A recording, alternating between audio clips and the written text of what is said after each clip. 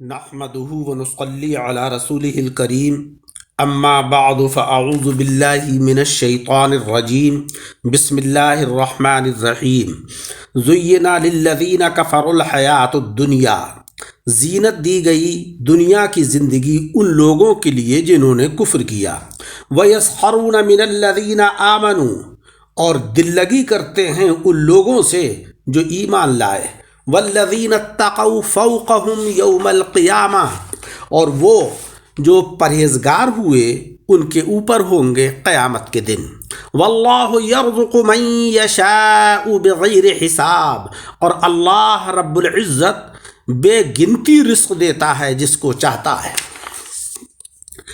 منکرین کی نگاہ میں دنیا بڑی آراستہ کی گئی کہ وہ انہیں بڑی خوشنما معلوم ہوتی ہے اور ان کے دل اس پر فریفتہ ہیں، اسی لیے وہ دنیا کی خاطر دین کی پرواہ نہیں کرتے ہیں اور اسی گھمنڈ میں ان مسلمانوں کا مذاق اڑاتے ہیں جنہوں نے دین کی خاطر دنیا چھوڑ دی اور انہیں بے وقوف بناتے ہیں، مگر حقیقت یہ ہے کہ قیامت کے دن مسلمان ان سے کہیں اعلیٰ اور افضل ہوں گے اور اس مذاق کا بدلہ وہاں اچھی طرح لیں گے۔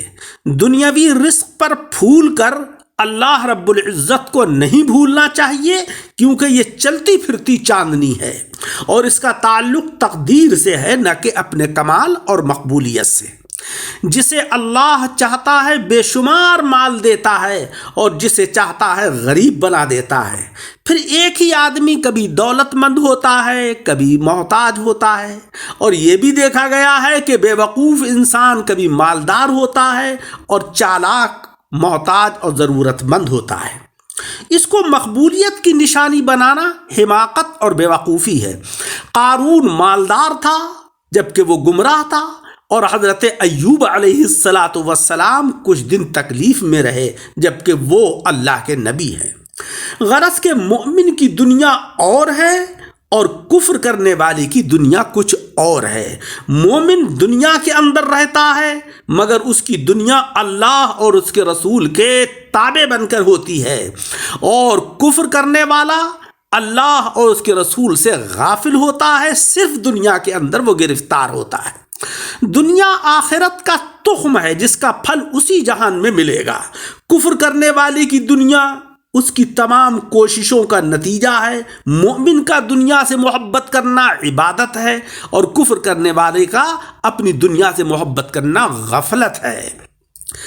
شاعر نے کہا ہے کہ افتادست در جہاں بسیار، بے ہنر ارجمند عاقل خوار۔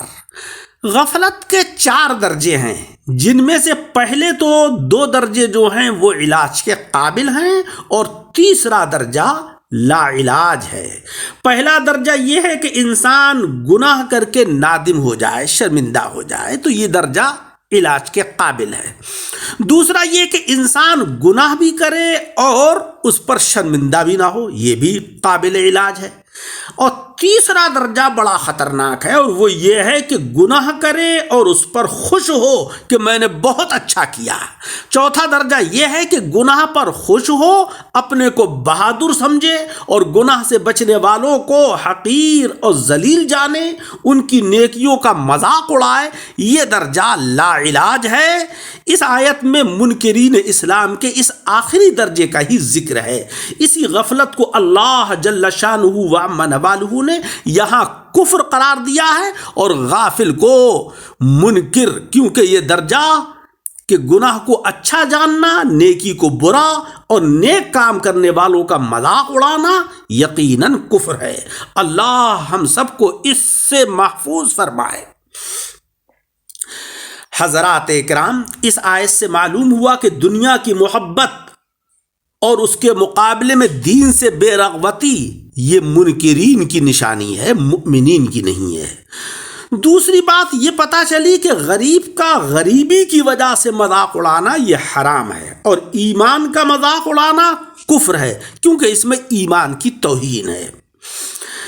جنت اوپر ہے اور جہنم نیچے ہے، اس طرح کہ وہاں سے جہنم نظر آئے گی، جیسا کہ فوقہم کی تفسیر سے ہمیں معلوم ہوا۔ دوسری جگہ ارشاد ہوا ہے علی الارائک ینظرون، اور ایک بات ہمیں اس آیت سے یہ معلوم ہوئی کہ دنیا بڑھانے اور جمع کرنے کی کوشش نہیں کرنا چاہیے، بلکہ آخرت کے لیے بیج بونا چاہیے کہ یہ وقت جو ہے وہ کھیتی کا ہے، پھر موقع ہاتھ نہیں آئے گا۔ زیادتی دنیا کبھی ہلاکت کا باعث بھی بن جاتی ہے۔ بہت سوں کو دیکھا کہ بڑے نیکوکار اور صالحین ہوتے ہیں، مگر جیسے ہی دنیاوی ترقی ان کو حاصل ہوئی، سرمایہ آیا، دولت آئی، تو پھر وہ شریعت کو بھی بھول جاتے ہیں، دینداری کو بھی بھول جاتے ہیں۔ حضرت عیسیٰ علیہ السلام کے ساتھ ایک یہودی سفر کر رہا تھا۔ آپ کے پاس 3 روٹیاں تھیں۔ آپ نے وہ روٹیاں یہودی کو سپرد کی اور خود کسی کام کے لیے تشریف لے گئے۔ واپس لوٹ کر آئے تو روٹیاں مانگی۔ اس یہودی نے 2 روٹیاں حاضر کی، کیونکہ ایک وہ چھپا کر کھا چکا تھا۔